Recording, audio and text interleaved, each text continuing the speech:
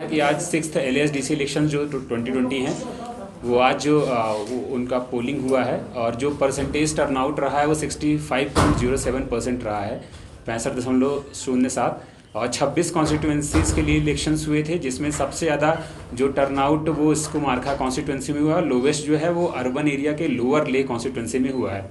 और इस बार जो ज़्यादा पार्टिसिपेशन देखने को मिला है वो फीमेल, यानी जो हमारे फीमेल वोटर्स हैं उनका पार्टिसिपेशन ज़्यादा देखने को मिला है in comparison to male voters.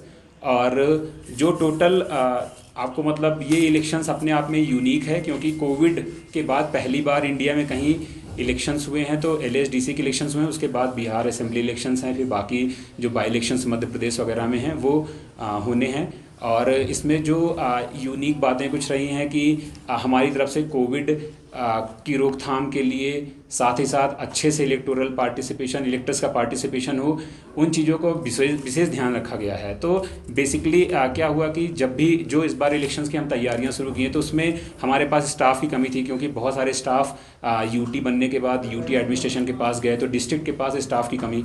दूसरा चीज़ क्या है कि जो काफ़ी स्टाफ्स हमारे ऑलरेडी कोविड पॉजिटिव वगैरह या फिर कंटेमिनेटेड थे, तो उन सब के कारण क्या हुआ कि जो स्टाफ्स हमारा मेल स्टाफ था वो एक्चुअल में कम था।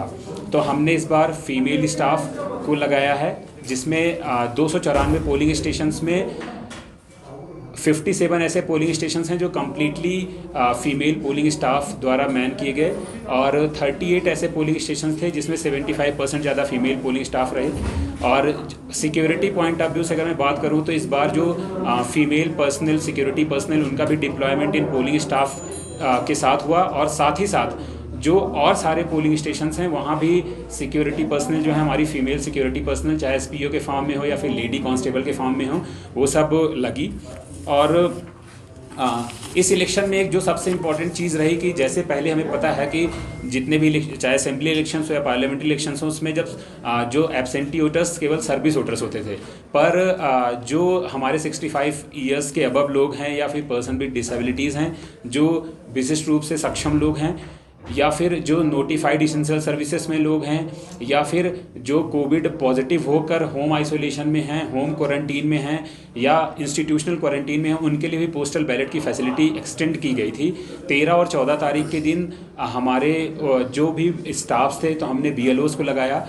वो स्टाफ सारे जो हैं 13 और 14 तारीख को जो पर्सन विद डिसेबिलिटीज़ या सीनियर सिटीजन्स 65 साल के अबव, उनके घर घर जाकर, जिन्होंने फॉर्म 13 अप्लाई किया था, घर घर जाकर उनको वोटिंग कराया। तो ऐसे जो हमारे पास डेटा हैं वो सीनियर सिटीजन्स की कैटेगरी में 2107 हैं, और पर्सन विद डिसेबिलिटीज़ जो हैं 105 है, और एसेंशियल सर्विसेज में जो हैं वो 423 हैं।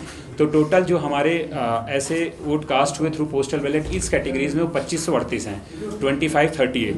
और जो इस बार हमारे पास इलेक्शन ड्यूटी सर्टिफिकेट्स भी इशू किए गए, जो पोलिंग पर्सनल डिप्लॉय किए गए थे, चाहे वो सिक्योरिटी के हों या पोलिंग स्टाफ हों, तो उनका जो टोटल रिस्पांस आया है वो 1635 आया है, 635।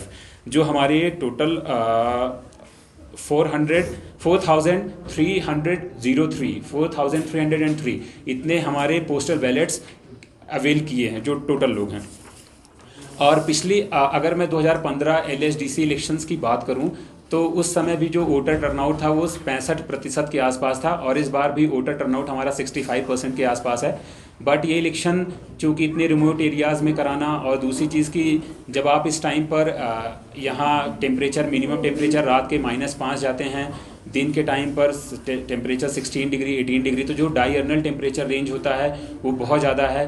तो इन परिस्थितियों में इलेक्शंस कराना बहुत ही बड़ा चैलेंजिंग था। मैं अगर 2-3 चैलेंजेस को कोट करूं तो सबसे पहला चैलेंज क्या था कि हमारे पास जो भी सिक्योरिटी पर्सनल बाहर से आए, चाहे वो SSB की कंपनियाँ आई या फिर CRP की कंपनियाँ आई, तो ऑलमोस्ट आधी कंपनियाँ पॉजिटिव निकल गई।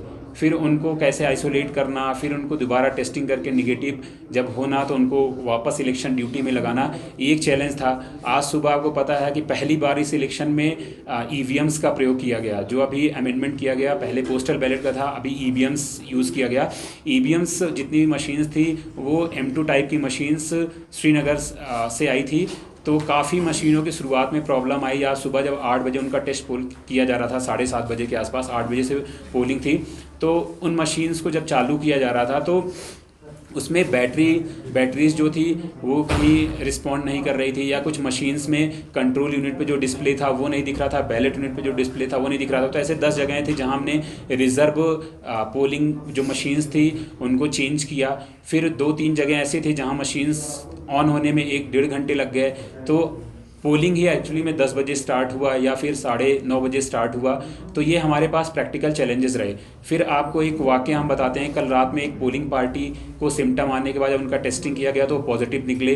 तो रात में सारे पोलिंग स्टाफ की या फिर जो भी उनके कांटेक्ट में है उनकी टेस्टिंग की गई, रैपिड टेस्ट हुआ, और जो निगेटिव आए फिर उसके साथ साथ रिजर्व पोलिंग पार्टी रात में ही डिस्पैच की गई, जो कि यहाँ से 150 किलोमीटर दूर है। तो ये हमारे पास प्रैक्टिकल चैलेंजेस थे बहुत ज़्यादा। और थोड़ी देर में एसपी साहब हमारे ज्वाइन करेंगे, वो भी आपको सिक्योरिटी एस्पेक्ट में बताएंगे उनकी तरफ से चैलेंजेस क्या आए। तो ये बेसिकली जो भी चीज़ें रहीं, अगर मैं पोलिंग बूथ्स की बात करूं तो पोलिंग बूथ्स पर हमारे जो सोशल डिस्टेंसिंग के लिए सर्कल्स मार्क किए गए थे, सैनिटाइज़र का प्रयोग किया गया। जो भी पर्सनल आ रहे थे वोट डालने के लिए, जो भी इलेक्टर्स आ रहे थे, सबका हाथ सैनिटाइज़ किया जा रहा था। जितने भी हमारे पोलिंग बूथ्स के स्टाफ थे सबको मास्क, ग्लव्स, फेस शील्ड और प्रॉपर क्वांटिटी में जितनी उनकी ज़रूरतें हैं उसकी क्वांटिटी में सैनिटाइजर्स प्रोवाइड किए गए थे कि किसी भी सूरत में जो कंटेमिनेशन है कोविड का वो उसको रोका जा सके। और ऐसा ना हो कि आज हम इलेक्शंस कराते हैं और इलेक्शंस कराने के बाद हमारे यहाँ केसेस सर्ज हों। तो दोनों एस्पेक्ट्स को देखना पड़ा जिला प्रशासन को, और जिला प्रशासन ने दोनों तरफ से कोशिशें वो की कि जो बैलेंसेस हमारे चेक्स रहें, बैलेंसेस रहें, इलेक्शंस भी स्मूथ हो जाएं। तो उन चीज़ों की तरफ काफ़ी काम किया गया। और जो सबसे अहम बातें यहाँ से निकल के आई कि जैसे हम बात करते हैं कि जिस हिसाब से जो यहाँ के अर्बन एरियाज़ के लोग हैं उनका पार्टिसिपेशन कम देखने को मिला in comparison to rural areas. तो रूरल एरियाज़ में इंथुजियाज़म शायद ज़्यादा रहा होगा या जो भी कारण रहे होंगे, तो रूरल एरियाज़ का परसेंटेज ज़्यादा रहा। फिर जो महिलाओं का परसेंटेज है वो ज़्यादा रहा इन कंपैरिजन टू मेल जो इलेक्टर्स हैं। और यहाँ आपको पता है कि लद्दाख का एग्जाम्पल वीमेन एम्पावरमेंट में दिया जाता है। तो ये आज फिर इन्होंने साबित किया है कि वीमेन वास्तव में अपने फील्ड में अच्छा काम कर रही हैं। और अगर आप लोगों ने 2-3 पोलिंग स्टेशंस विजिट भी किए होंगे तो बहुत ही सुचारू रूप से उन्होंने पोलिंग स्टेशंस को चलाया। और सबसे जो अहम बात इस इलेक्शंस की ये रही कि 2500 हमारे नए इलेक्टर्स इस बार ऐड हुए हैं जो 18 साल की उम्र एक सन 2020 को अचीव कर चुके थे। तो उन इलेक्टर्स को इस बार इलेक्टोरल रोल में उनको जगह मिली है। 2500 ऐसे वोटर्स हैं। और पिछले काउंसिल इलेक्शन के कंपैरिजन में लगभग 11% जो इलेक्टर्स हैं उनमें वृद्धि हुई है।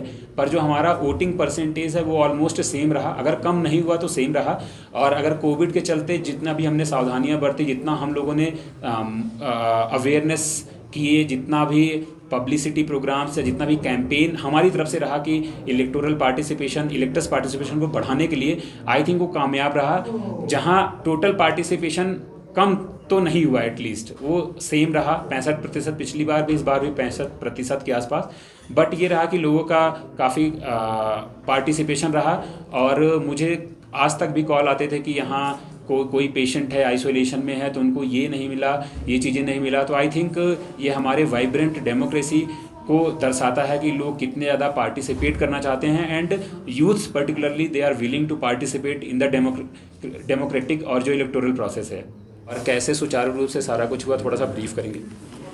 देखिए, सिक्योरिटी के हिसाब से हमें कोई चैलेंज नहीं हुआ, कहीं कोई प्रॉब्लम नहीं हुई। First of all thanks to district administration, इनकी जो अरेंजमेंट्स थी, खास करके पुलिसमैन को भी इन्होंने अकोमोडेट किया पोलिंग पार्टीज के साथ में।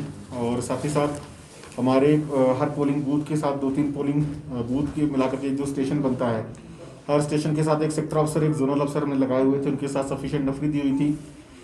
कश्मीर से हमारे पास एसएसबी की 2 कंपनीज आई हुई थी। सीआरपीएफ की एक कंपनी जो यहाँ पर थी वो हमने उसको रिजर्व में रखा हुआ था, और उस कंपनी को हमने लॉ एंड ऑर्डर के हिसाब से रिजर्व रखा हुआ था। लेकिन एक माइनर भी इंसिडेंट नहीं हुआ, all thanks to the people of Leh कि जिन्होंने बहुत ही शांतिपूर्ण तरीके से और बहुत ही पीसफुल माहौल में आज की वोटिंग को उन्होंने अंजाम दिया है। और जहाँ जहाँ भी कहीं सोशल डिस्टेंसिंग की बात आई, सैनिटाइजेशन की बात आई, तो लोगों ने, अगर हमारे लड़कों ने किसी को कहा होगा कि आप डिस्टेंस मेंटेन करें, अपने हाथ सैनिटाइज करें, तो लोगों ने उसको फुली कोऑपरेट किया है। तो आई वुड से कि this was the first election जहाँ पर कोई भी इंसिडेंट अभी तक रिपोर्ट नहीं हुआ शाम तक, एंड ऑल ओवर स्टेशंस पर हर जगह जो है पीसफुल माहौल में आज की इलेक्शन प्रोसीजर कंप्लीट हुई है। सर सोशल मीडिया पे कुछ क्वेरीज आ रहे थे जिसमें लोअर डे कॉन्स्टिट्यूएंसी में 2 कैंडिडेट के बीच में कुछ एलिगेशन लगाया और उसी तरह वानला में भी कुछ ऐसे घटना आ रहा है कि जहाँ पर कुछ पार्टियां देखिए सोशल मीडिया पे क्या चल रहा है दैट इज मतलब हमारा कंसर्न नहीं जब तक हमारे पास कोई फॉर्मल कंप्लेंट हमारे पास कोई लॉन्च नहीं हुई। If somebody has some accusation against anyone, some allegation against anyone, they should approach concern police station, then we have to act. और हमने अपने अपने लेवल पर उसको वेरीफाई करने की कोशिश की दैट इट वाज जस्ट मेरा एलिगेशन। अगर हमारे पास किसी ने भी कंप्लेंट अप्रोच किया होता तो हम जरूर उसमें कहीं ना कहीं इंटरवेन करने की कोशिश करते। तो कोई केस नहीं है?